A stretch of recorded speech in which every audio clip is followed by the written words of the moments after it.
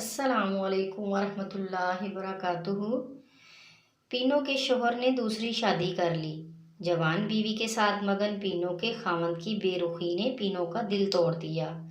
पीनो को समझ ही नहीं लग रही थी कि जिस मर्द के साथ लड़कपन से लेके जवानी बिता दी, अब इसके बगैर पहाड़ सी जिंदगी कैसे गुजारेगी।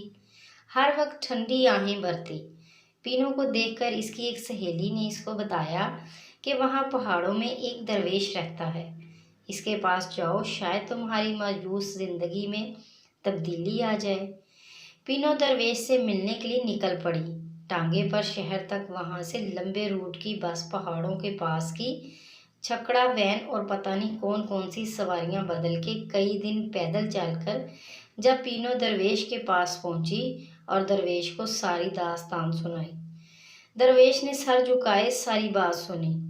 आखिर पर पास पड़ी मिट्टी की गड़वी से गुड़ की एक डली निकालकर पीनो को दी, तो पीनो ने बड़े शौक से गुड़ खाया। पीनो ने गुड़ खत्म किया तो दरवेश ने पूछा, एक और चाहिए?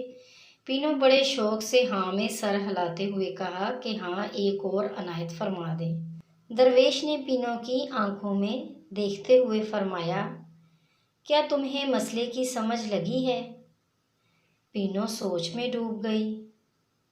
सर झुकाए हुए आहिस्तगी से बोली, हाँ, मेरा ख्याल है इंसान बुनियादी तौर पर हरीस है।